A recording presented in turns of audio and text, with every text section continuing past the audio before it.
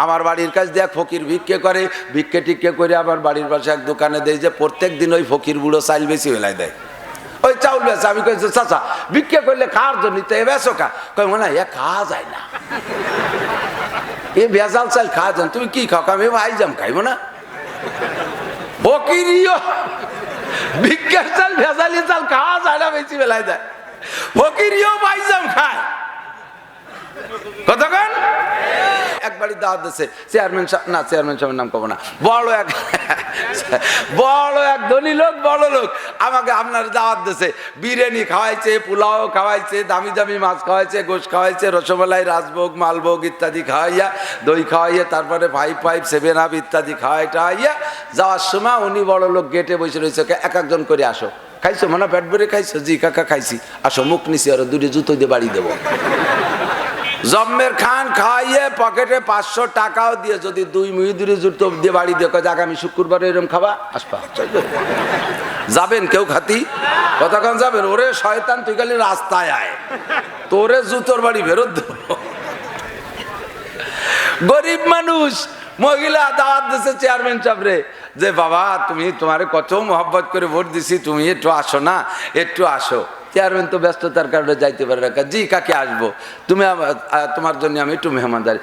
মহিলা গরিব মানুষ এই 1 পোয়া আধা কেজি আটা জোগাড় করছে কোন জায়গাতে, তাই দিয়ে একটু নরম নরম করে ছেনিয়ে ওই যে খাফরার পর দিয়ে চটা চটা বানানোর কি কয় দাবলা, দাবলা, দাবলা, হ্যাঁ দাবলা।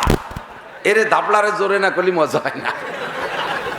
একটু দাবলা আর ওই কলই শাক চাইতে আইলে ওই রান্না করিয়া এ কিন্তু আসলেই মজাদার। যারা রেগুলার খায় তাকে কেমন লাগে জানে, আমার তো করছি যাবার মনে হচ্ছে এখন খান 2 দিন আমি খাতাম। এই শুকনো 2 খান দাবলা শাক রান্না দিতেছে চেয়ারম্যান সাহেব খাইয়া, উনি খুব খুশি হয়েছে। মহিলা তো ভয়তে কাঁপতেছে, আল্লাহ এমন না প্রিয় চেয়ারম্যানের দাওয়াত দিয়ে মোটে দাবলা খাওয়ালাম, আর মনে আমার বাড়ির দ্বারা আসবে না। হাত ধরে কান্দে দিতেছে, কয় বাবা তুমি যেন কের কাছে কইও না যে আমি দাফলা খাইছি। বাবা তুমি কি আবার কলি আমার বাড়ি একটু আসবা বাবা? চেয়ারম্যান কইছে কাকি আপনি প্রত্যেক সপ্তাহে একদিন আমার দাফলা খাওয়ার দাওয়াত দেবেন। এই দাফলা আর ওই বিরিয়ানি একদমে বিক্রি হয় নাকি? ইজ্জত কি সুখী রুটি বেহতার, জিল্লত কি মুরগে মুসলমান সে।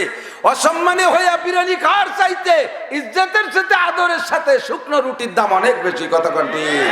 ও মুসলমান, আজকে বেইজ্জতি যারা খাওয়াইতেছে এর পরিণতি তো অবশেষে রয়েই গেছে, আসতেছে, বেশি দেরি নাই। এত খাওয়াই কি জন্যে, এত খাওয়াই কি জন্যে, পয়সা দেয় কি জন্যে? পিছনে নিশ্চয়ই টোপ দেওয়া আছে। যে আমি আগে গল্প দিতাম, আমাকে ছোটবেলায় দেখতাম পুঁটি মাছ মারতাম, মনে আছে নাকি মুরব্বীরা? বিলির মধ্যে যাইয়ে বর্ষিতে পুঁটি মাছ মারতাম না, নিজের পানিতে নাসা দিতাম, আমাকে ওইদিকে নাসা বড়িয়ে। তা আমার এক চাচা ওই যে শামসু মজুমদার ছিল নাম, উনি ওই বড়িয়ে বানাচ্ছে কুড়োরে টাইলিয়ে আর বাদ দিয়ে সেই নিয়ে একসাথে শর্ট করে খুব স্যান্সে সেই নিয়ে দলা দলা বানাইয়ে জালে বাঁধতে দড়ি দিয়ে বাঁধছে। তা আমি কই যে কাকা এই যে কি করবেন? কয়ে পুঁটি মাছ মারবো। এর পিছনে যে বসি আছে তা আবার আমি জানি না।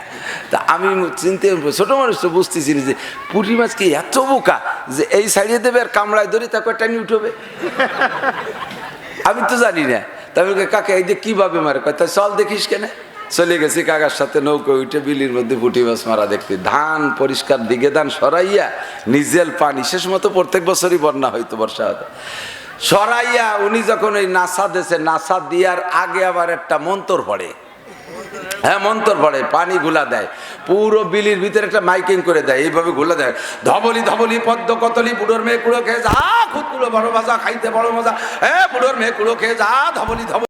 ছদ্মবেশের রাজা, কথা বলেন, ছদ্মবেশের রাজা পূর্ব থেকে প্রশিক্ষণ পেয়ে আসছে। এমনই একটা রাজা হযরত সুলতান মাহমুদ গজনবী, মনে আছেন কি?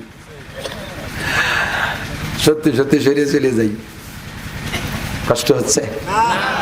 ফাঁকে ফাঁকে ওয়াজ যেটুক সেটুক নিয়ে নেবেন, আমি শুধু গল্প দিয়ে ওয়াজ খুব একটা করি না। আজ যেন কি দেখি এসে গেল কতগুলো, তুই কই ফেললাম, সবগুলোই উপদেশ গ্রহণ করার মতো গল্প। কথা কোন ঠিক কি ঠিক না? সুলতান মাহমুদ গজনবী এরকম ছদ্মবেশে বেরোইছে রাষ্ট্র পরিচালনার জন্য। কেউ নাই, একেবারে একা। স্বাভাবিকভাবে আধা হাঁটু করে একটা লুঙ্গি পরা, গাড়ের পর একখান গামছা, এরকম একখান গামছা গাড়ে দিয়ে বেরোইছে, টুপিটা পাও নেই, একেবারে পাবলিক সাথে ধুমসা পাবলিক।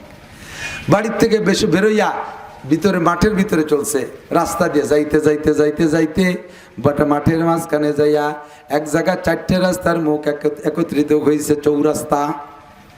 এই চৌরাস্তায় দেখে চারটে লোক বসা, দূর থেকে মনে হচ্ছে চারজন। উনি একা একা একটু দূর থেকে চারটে লোককে অনুমান করে। এটাও একটা নিয়ম। আমার দিক তাকান, দুইজন মানুষ যদি এক জায়গায় দাঁড়িয়ে দাঁড়িয়ে গল্প করে, আপনি চট করে তাদের কাছে চলে যাবেন না। তারা কোন গোপন কথা বলতেছে এইটা আপনি যাইয়া বাধা দেবেন বা তাদের কথা শুনবেন, এইটা সুন্নতের খেলাফ। সুলতান মাহমুদ গজনবী যদিও গভীর রাত্রে তার রাষ্ট্রের ভিতরে তার ক্ষমতা আছে যাইয়া যে কেউ এনি টাইম ধরতে পারে, কিন্তু উনিও ভাবে না যাইয়া দূর থেকে তাদের কাছ থেকে অনুমতি চাইছেন।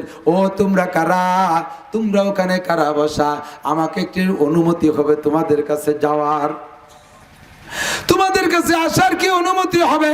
চারজন কয় দাঁড়ান জনাব, আমরা মশওয়ারা করে নেই, পরামর্শ করে নেই, আমরা একা সিদ্ধান্ত দিতে পারি না। চারজনে পরামর্শ করছে, কয় কি করা যায়?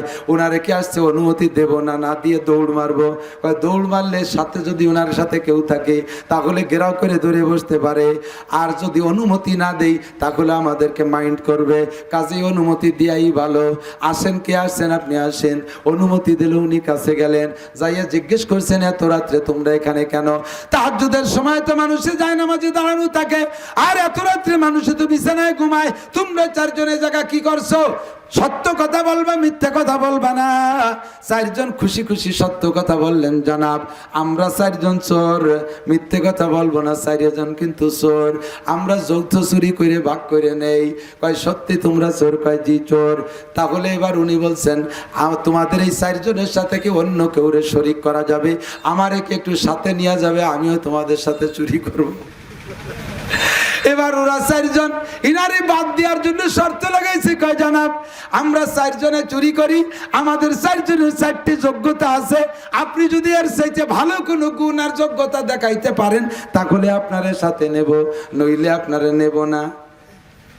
কয় বলো তোমাদের চারজনের যোগ্যতা আগে শোনাও, তোমরা চারজন কার কি গুণ আছে? এবার একজনে কয় হুজুর চুরি করতে গেলে আমাদের সামনে যে সমস্যাটা সর্বপ্রথম আসে, এক নম্বরে বাড়ি যদি কুকুর থাকে দৌড়ে আসে কুকুর, গাও গাও করে ডাকে, বাড়িওয়ালাদের সজাগ করে ফেলে। আমি ওই কুকুররে হাত উঁচা করলে থামাই দিতে পারি, আমি হাত উঁচু করলে কুকুর চুপ হয়ে যায়, কুকুরের জবান বন্ধ হয়ে যায়, কুকুরে শব্দ করে না। দুই নম্বরে কুকুরে কি বলে এটা আমি বুঝি, কুকুরের শব্দ আওয়াজ আমি টের পাই, কুকুরের ভাষায় আমি টের পাই, বুঝি। কয় হ্যাঁ, এটা চুরি করার জন্য বড় গুরুত্বপূর্ণ যোগ্যতা। দুই নম্বর তোমার কি যোগ্যতা? কয় আমার যোগ্যতা হলো আমি যাইয়া যত বড় কঠিন দরজা হোক, ভিতর দিয়ে খিল দেয়া হোক আর বাইরে দিয়ে তালা দেয়া হোক, আমি যদি